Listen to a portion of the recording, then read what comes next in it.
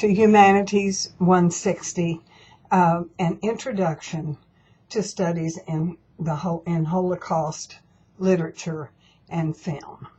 My name is Dr. Martha Bone. I developed this course and have taught it for several years, and I love this course. I hope you will enjoy it, although enjoy might not be the word, but you will learn an awful lot. I have lectures over each book and some of the movies, and I hope you will enjoy them. They're casual lectures. I like teaching person to person in class on campus, but we have so many students who need these courses online that that's what we do. So on-campus classes don't make as much as I'd like, so we're doing this online. I want you to get to know me as much as you can, which is partly why we do these lectures. And I will get to know you through your emails and calls, and maybe I'll see you here on campus, and the work that you do. So I want these to be casual lectures. I'll take a drink if I need it, a Diet Coke, my drug of choice. If I have to cough, if I make a mistake, I'll go back. This is very casual. It won't be edited. The first thing I'm going to do is talk about the syllabus. Now, the syllabus is on the website on Blackboard. I do this class through Blackboard. I do all my email through KCTCS, which is on this syllabus. Now, I want you to know and to remember that this document is a legal document. You can hold me to it. I can hold you to it. So the rules are in this document. Now, the first page gives you my name, my phone number, my office location, my office hours. Please remember that if you're coming here to the campus just to talk to me, make an appointment, because I might have to go to the doctor, I might be sick, I might be in a committee meeting, I might have gone out to lunch sometime. I'm giving a program in a few weeks. I'll be gone for most of that day. So call. Don't waste your gas getting here and then finding out, gee, she isn't there. So I'm there most of the time, and I recommend to get a hold of me that you email. You can call, but I prefer the email. Now, the official course description is here on the first page.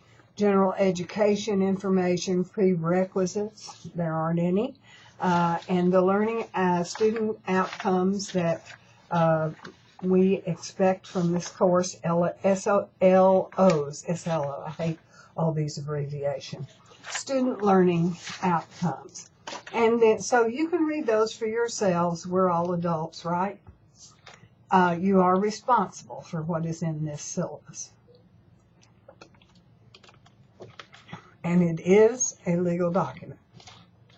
Okay, at the top of page 3 are the texts that we are going to use. Now, I call these texts, but they're just books. And you can get them anywhere you want to get them. You can find them free. You can find them at used bookstores. Amazon has most of them for a penny, and then as used books. And then I think the postage is $3.99, so $4 tops. Our bookstore will probably meet a price. Anyway, you don't have to buy any special edition of these. You don't have to buy them any special place. Okay, the first one is Night by Elie Wiesel. Elie Wiesel wrote this book, and it is the classic memoir of the Holocaust. The classic memoir of the Holocaust. He and his family were taken from their home in 1944, and he went to several different camps. His mother and sister were guest almost immediately. His father died later, and Wiesel survived. It's written, of course, in the first person. It's a wonderful, wonderful book. By the way, two of Wiesel's older sisters lived. Now, this is the book. Sometimes students say, why aren't we reading the Diary of Anne Frank? And the most important reason is most students have already read it in junior high or high school. Matter of fact, my granddaughter, who's just going into the 6th grade, has read parts of it in elementary school. So she already knows about Anne Frank. The second thing is, I think this is a college level book and a little more literary. Okay. Well written. Although I love the Diary of Anne Frank. This is the classic memoir of the Holocaust. Okay, there will be a separate lecture over that book when we get there. So we're going to get to that in a minute. Okay, required movies. Oh, no, I haven't done the books yet. See, I told you. Schindler's List is the second book. Now, I'm trying to use, this is an introductory course. We're not using something esoteric. We're trying to use books that you will be familiar with, or at least have heard of. And you've heard of this book because of the movie. A Steven Spielberg movie, just a knockout of a movie that won lots of prizes. This is written by Thomas Keneally, who's an Australian. I mean, who knew? But he is a phenomenal researcher, and this is a phenomenal book. So, Schindler's List. That's the second book. Then the third book we're going to read is The Reader by Bernard Schlink. I have a hard time saying his name. Schlink is like his protagonist, the guy in the book.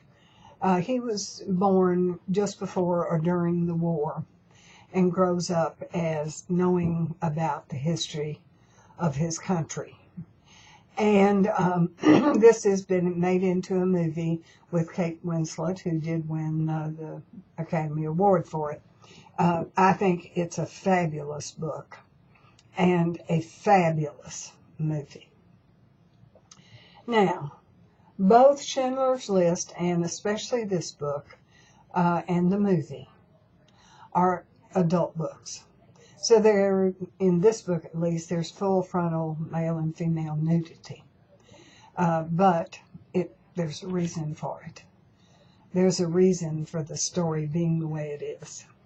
And I'll talk about that later. Schlink is absolutely a phenomenal writer, and he's got it.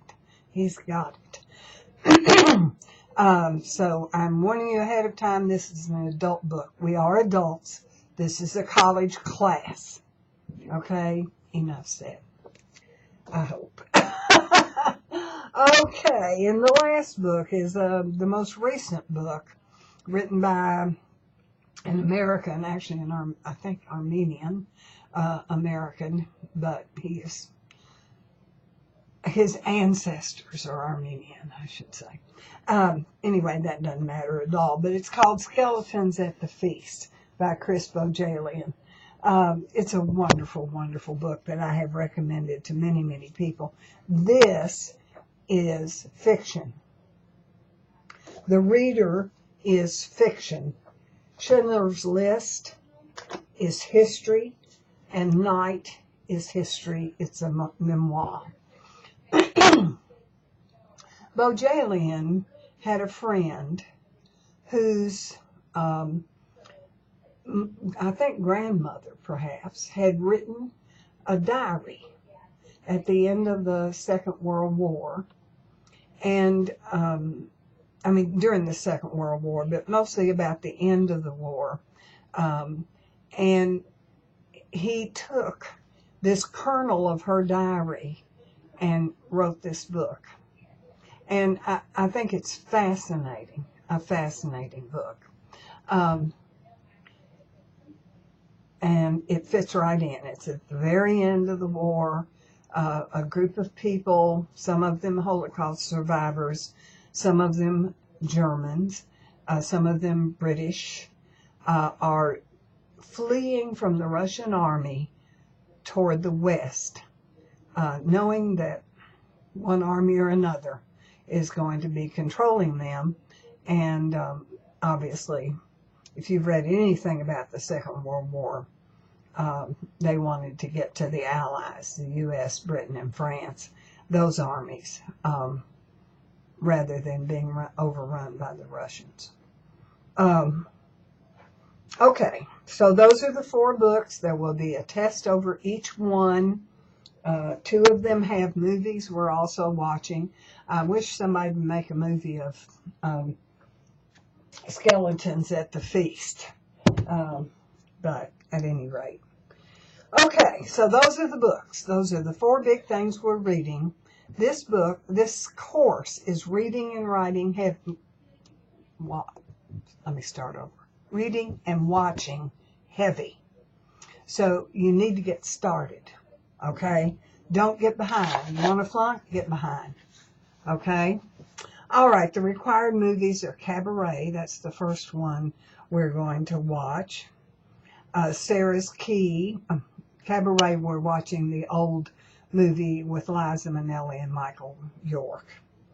I don't know that there's certainly a stage play, and I'm going to put some up on the website. I will put some clips from Alan Cumming in New York, but this is the complete movie.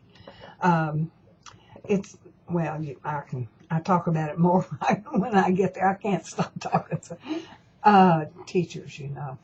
Sarah's Key with Kristen Scott Thomas, which talks about the Holocaust in Paris. We're going to be talking about the fact that this wasn't just Germany, or not just Germany and Poland and Austria. It was all over Europe. Schindler's List, which you know about. Judgment at Nuremberg with Spencer Tracy, an old movie about the Nuremberg trials. And then Nuremberg with Alec Baldwin, which was a TV movie.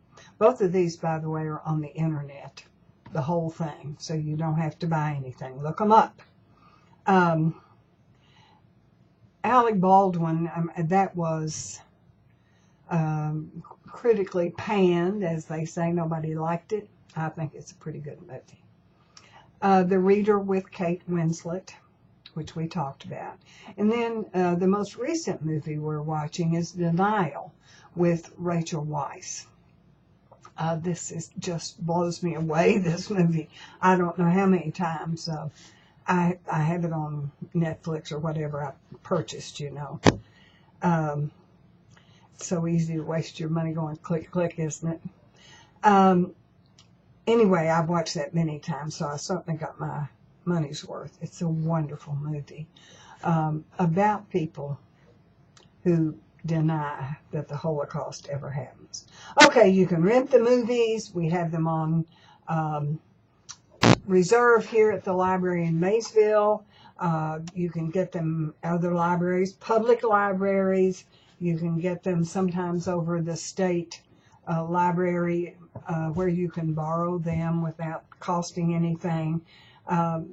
Many are free on YouTube and other internet sources, and free is good, right? You're responsible for getting copies of these movies and watching them. And we're going to talk about the calendar in just a minute. Follow the calendar. Don't wait till the night before and then you find out, oh, I got to drive somewhere to get this from the library, and it's closed. Don't wait till the night before, okay?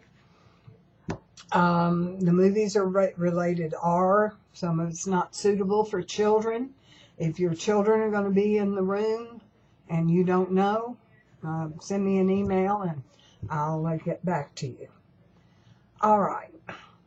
The evaluation and grading policy, you have to complete the biographical exercise.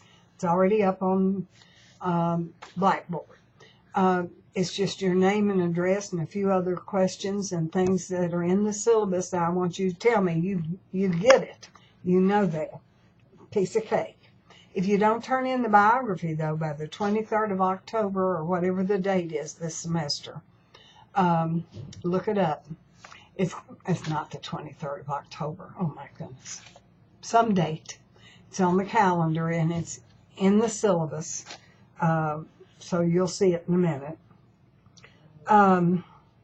Where was I? I've lost myself. Oh, that is how I determine if someone is doing the course. So if you don't turn in the biographical exercise, you might be dropped as a no-show, and that will affect your financial aid. Okay, no-show means these people signed up for the course, but they aren't coming. They aren't doing their work. Okay. 4 multiple choice exams over each book, 5 taped lectures, and 7 movies. The grading is a simple percentage. There'll be so many points for each thing, and then at the end of the semester, I will add the points to get, I won't. Blackboard will tell me how many possible points, and they'll tell me how many points you have, and then I divide. And that is that. One thing I want you to remember about the grade spread, which is on the next page, and there's a big note at the top of page 4 about, on mine, about failing to send in the biographical by August 23rd. Now, then there's a little notice, you can see where I talk about the no-show. Then there's a little note that there's a statute of limitations in Kentucky, which means after so many years you can't be prosecuted for a civil offense or even a crime. I think it's 7 years for theft. So if they don't catch you in 7 years, you're home free. Murder, by the way, has no statute of limitations. Now I'm giving you a statute of limitations. If there's a problem with your grade, you have 10 days after the grade is put up on Blackboard to tell me that something's wrong. And as long as you're polite, that's great. I will fix it if it is wrong and if you were damaged. Now, you can question me about a grade and you will never be penalized, okay? Your grade, once your grade is put in Blackboard, it can go up. It can't go down, okay? So you can talk to me and say, I think this is wrong. If it's in your favor, I'll give you the points. If I find out when I'm checking that you missed something else, it's already been graded, so it won't go down. All right, now, the point of this is at the end of the semester, you can't go into Blackboard and say, oh, wait, back in August and September the 14th and October, I missed a point, and all I need is a point. It's too late, okay? Because that never works out anyway, but it's too late. The point spread is set. 90 to 100 is an A. 80 to 89 is a B, etc.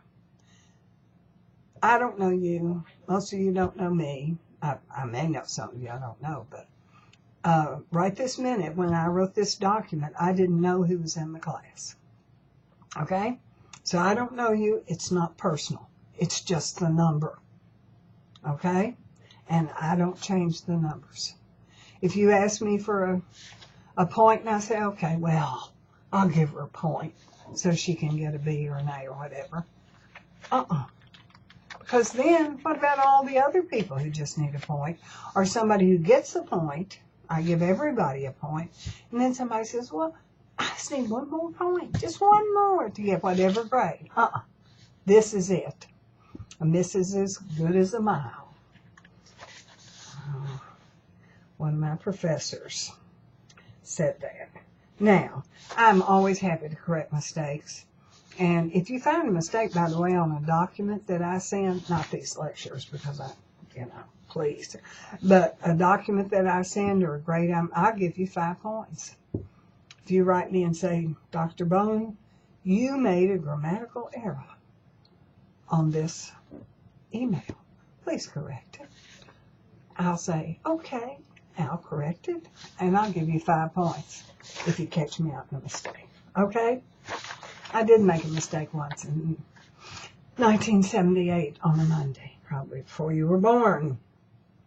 Okay. No show date again.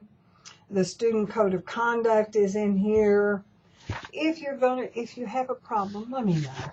Okay? Let me know. Generally speaking, if you don't do it on time, you don't do it. So, but if there's a problem, let me know. Okay, then next thing, and the most important thing is this, the class calendar. And as you can see, I've already laminated mine. I'm going to put it up here on my little bulletin board next to my desk. And I follow this exactly. And you need to print a copy and have it where you can see it and follow it. Because the easiest way to get behind is not turn things in on time. So if there's a movie test over Cabaret and you say, oh, gee, I forgot to do that, that's 50 points you just lost. Okay? You must stick with it. And you must do things on time. Okay.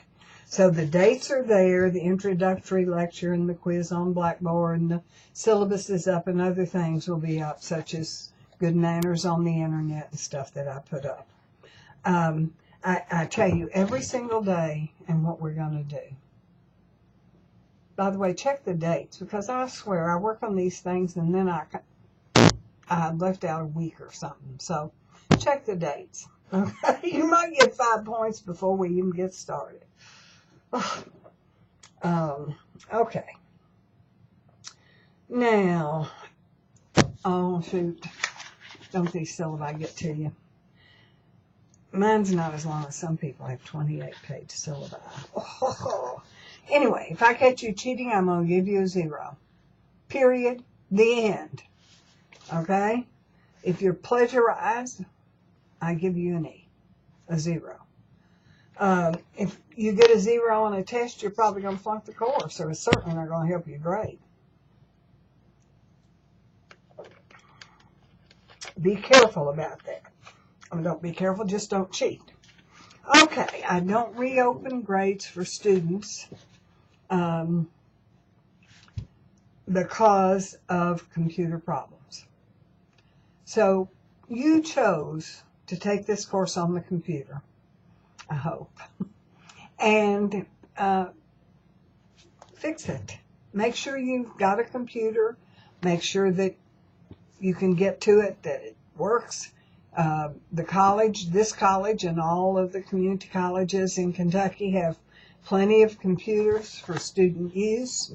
The public library in this community and your community have computers for your use, the use of the public. So fix it.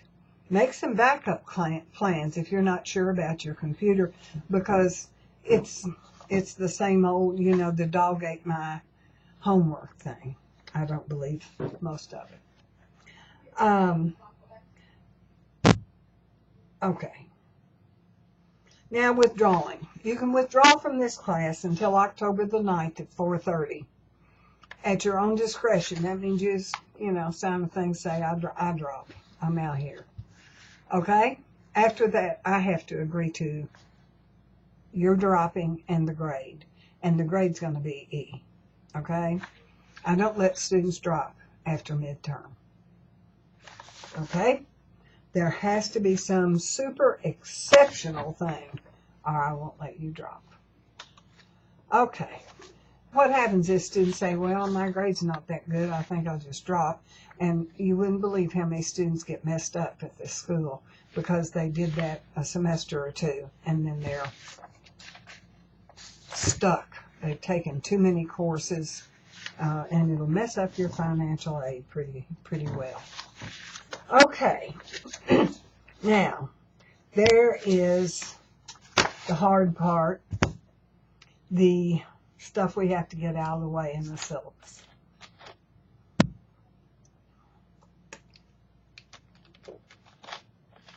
Now, let's talk about the course.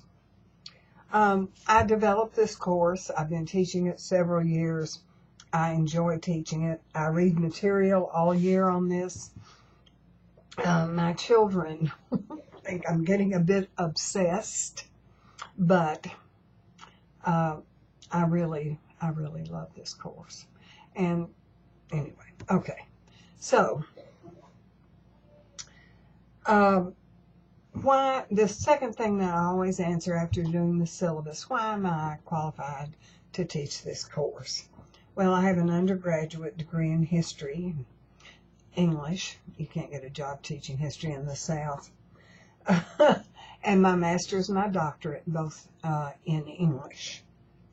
I first became interested in the Holocaust when I took a course, I think my freshman year at Center, under Dr. Carl Edward Misch, M-I-S-C-H.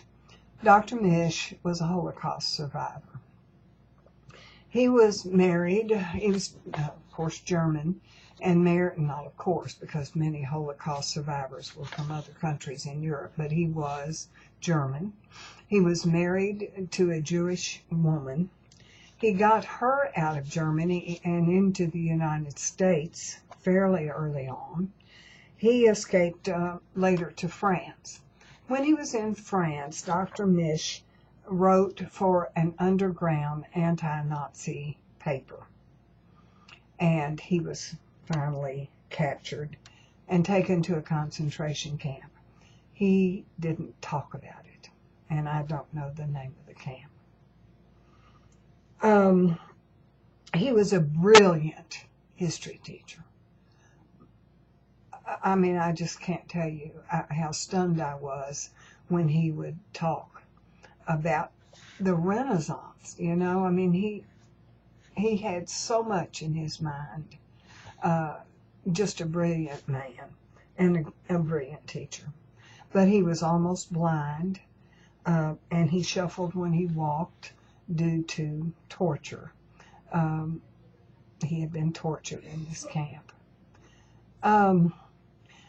Dr. Misch died my senior year in college. He was only in his 50s. I have read everything, he may have been in his 60s. I've read everything I could find about the Holocaust, and I've watched all the movies ever since. About 6 years ago, I traveled to Germany. I had been there once before, but this was my personal trip. I saw where Dr. Misch had studied at the University of Berlin, and I took the World War II walking tour of the city. Then I traveled to Nuremberg and to Munich, and where Dr. Misch got his doctorate. He got his undergraduate degrees in Berlin and his doctorate at the University of Munich.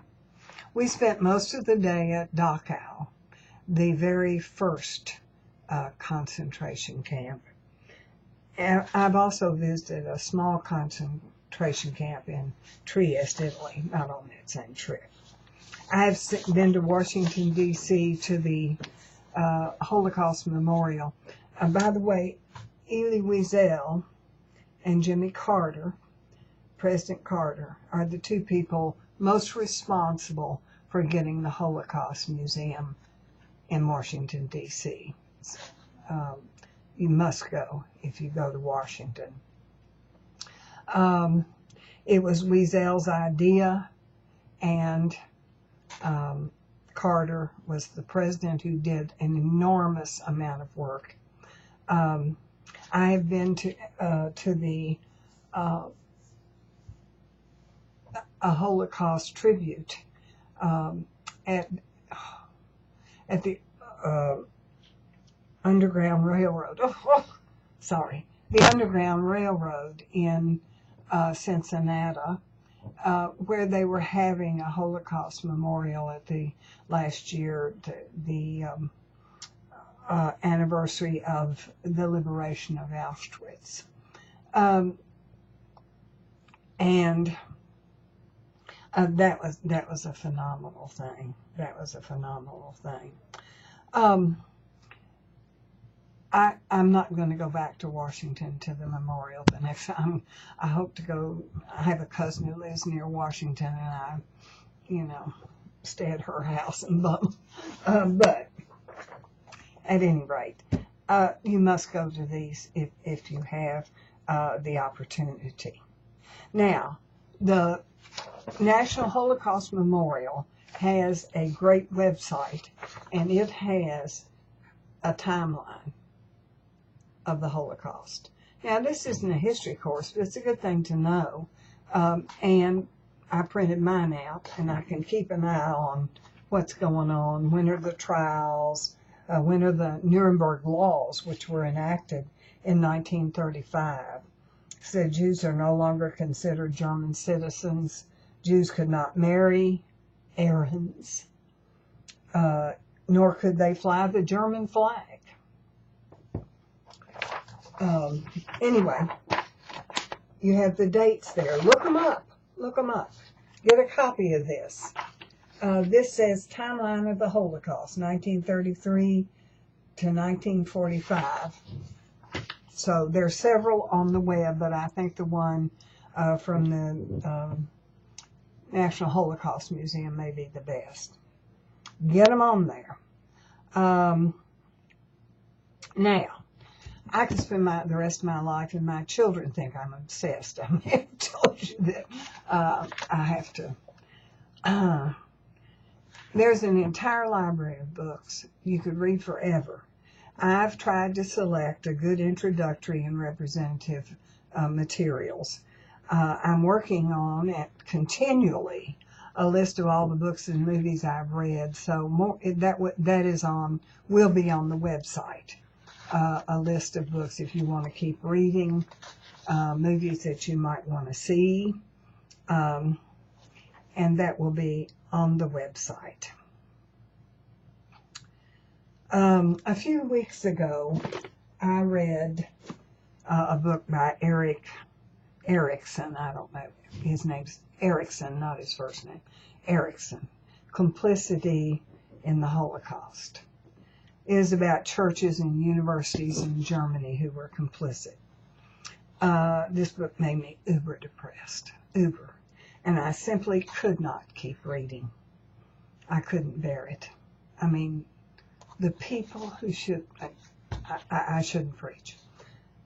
You might get depressed over some of this material. So, be ready. Go look at a tree. Take deep breaths. Much of this material is very depressing. Especially when, you consider what's going on in the world today where people are being murdered. So, here are some basic facts to get started with, and I expect you to know these. What is the Holocaust?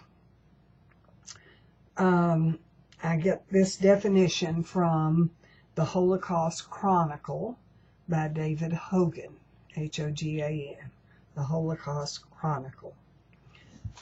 He defines it this way: the systematic, state-organized persecution and murder of at least 6 million Jews, as well as other targeted groups by Nazi Germany and its collaborators.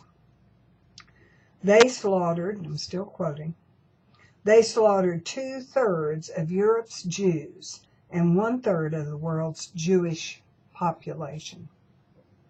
In addition, Nazi Germany's genocidal policies destroyed millions of other defenseless people, including Roma and Sinti, gypsies, Polish citizens, Soviet prisoners of war, homosexuals, the handicapped, Jehovah's Witnesses, and other political and religious dissidents within Germany itself.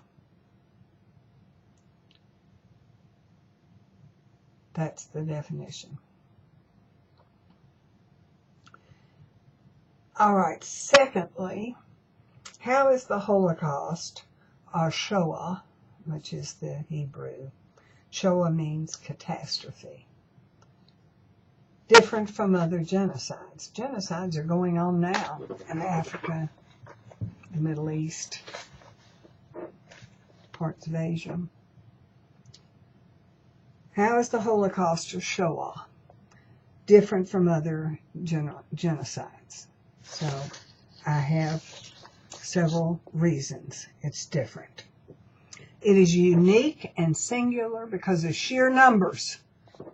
There were 6 million Jews and at least 5 million Gentiles murdered. Statistically, there were over 100 million people killed during the Second World War. 100 million. And these were, so I'm getting back to just the Holocaust. These were civilians. So we're not including soldiers and so forth there. Okay, not military. And the 100 million includes the military.